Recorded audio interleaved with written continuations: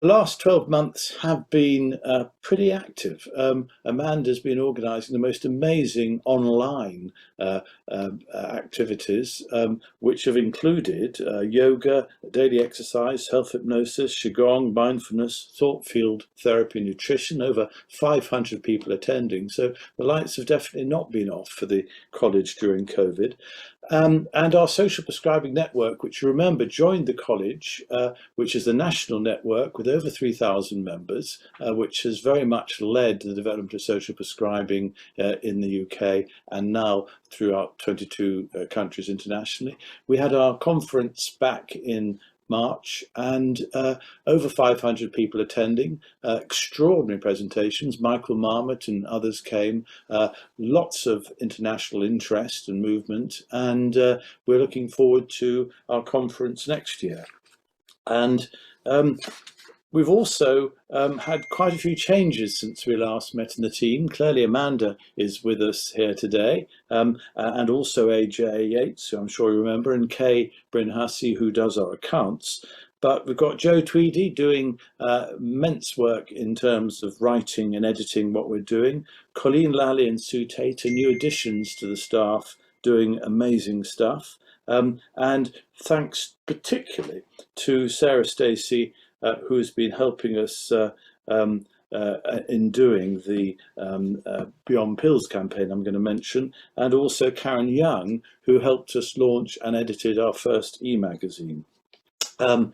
Thanks, I should say, right away to our trustees, who some of whom are here today with us, Simon Fielding, Sarah Bazin, Michael Dooley and Len Gubler. Many thanks to the council that's just met, that are doing individually and collectively just amazing work, and to our academic scientific council led by Sir Stephen Holgate, equally active. In fact, Stephen's fielding an international seminar on allergy in 2 months' time at Dumfries House in Scotland, which I hope will further the whole issue of how we reduce and how we better treat allergy. So, thanks apart, what have we achieved over the last year? Well, we've managed to launch the Beyond Pills campaign, which you're going to hear about later, which is an all-party movement, which was in the press for 2 days running in all the newspapers, and which I think cements our commitment to taking medicine beyond pills and procedures. I'm going to talk about that later. Perhaps the other big event of the year has been our conference, which we've just had on integrative and personalised medicine.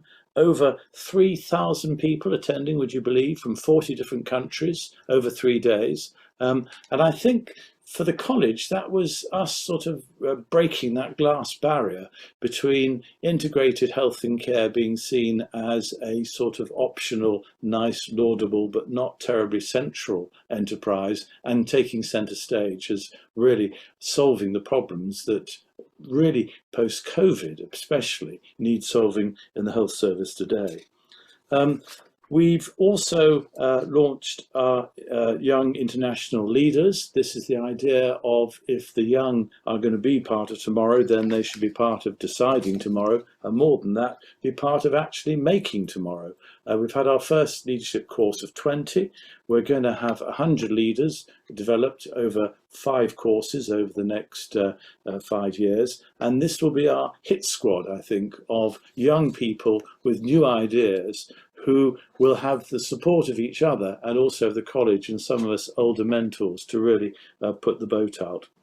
And you may also have seen the first edition of our e-magazine with interviews with people like Rupi and David Unwin, who's shown that you could cure diabetes. This is, I think, going to become another thing that we'll be saying in the college. Let's cure diabetes in future rather than simply treat it and make do. So the e-magazine, we're going to have a second edition later on in the year. And let us know what you think about it, because it's our way of seeing what's going on in-house and what's happening. So what else? We continue with our collaboration with ITN. And in addition to that, we are taking food seriously, as ever. You'll be hearing from our US colleague later on what the college is taking forward from the food conference. But we also have trained some almost 200 link workers, social prescribing link workers this year on food and healthy eating. This will be particularly important with the publication of the inequalities strategy in the next few weeks, which will feature the Eat Well sites that the college has been very much part of proposing, were 7 sites where primary care networks will be able to take the boat out in terms of healthy eating throughout the community, with vouchers for food and for vegetables and fruit, and also pushing out the boat in terms of people being able to have allotments and the whole culture changing.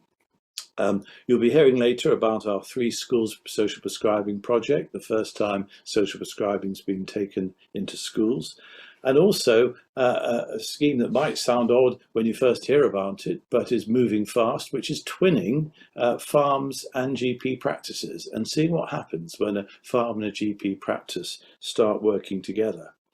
Our Ayur Yoga project continues, the idea of creating a demonstration site of Indian traditional medicine in this country, and we should be progressing this in the autumn up in Scotland at Dumfries House.